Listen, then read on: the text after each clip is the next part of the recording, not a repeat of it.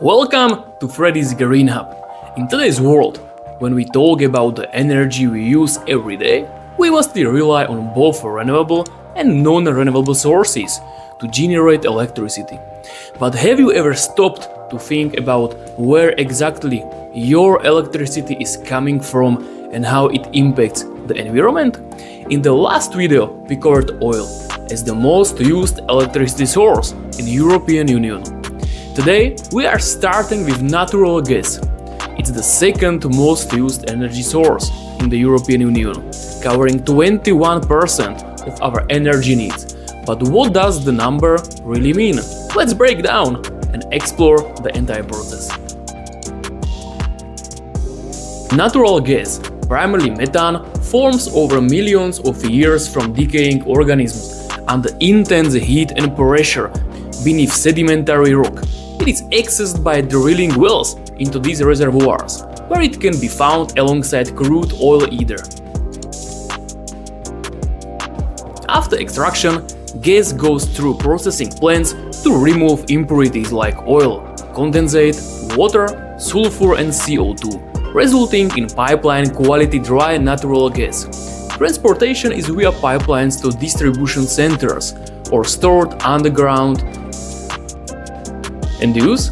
If you are heating the soup at home on gas, this is it. Either are used for heating, electricity generation and vehicle fuel. Produce fewer greenhouse gas emissions and air pollutants than coal when burned for electricity, which is about half the CO2.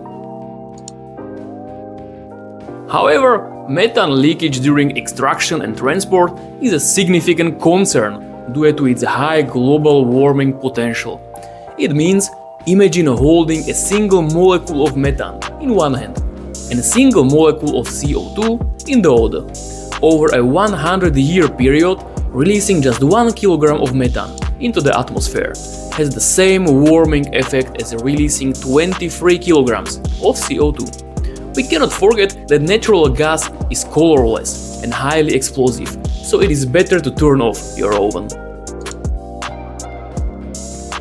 Do you have a tip what can be the third most common source? If you read the name of the video, you probably have an assumption. It is the coal, with the coverage of 13%. Coal forms over millions of years from decaying plant matter in swamps under intense heat and pressure. This organic material transforms into peat, lignite, coal and eventually anthracite, making coal a fossil fuel derived from ancient plant life. Coal is extracted through underground mining or surface mining, depending on its location.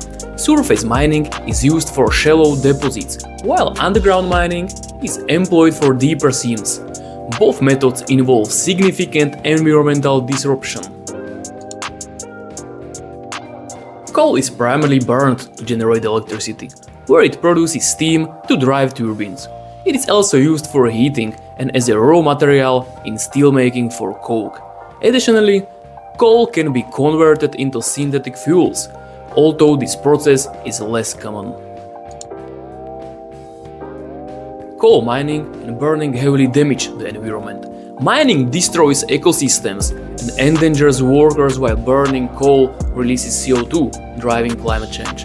A single coal plant can emit millions of tons of CO2 annually, alongside SOx, which causes acid rains, and NOx, which is the cause for smoke, and harmful particulates that cause lungs diseases.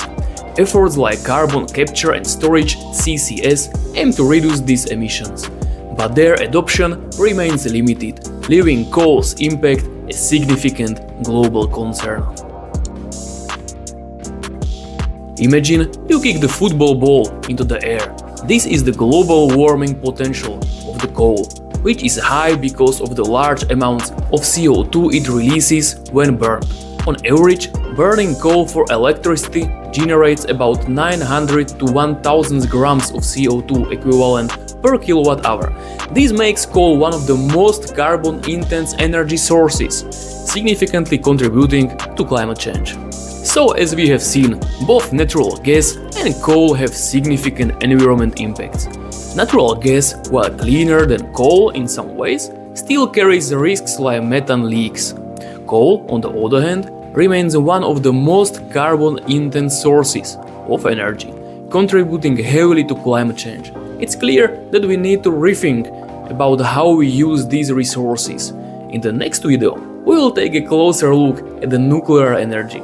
If you like video, click on the like button and don't forget to follow this channel. And remember, think green. Bye.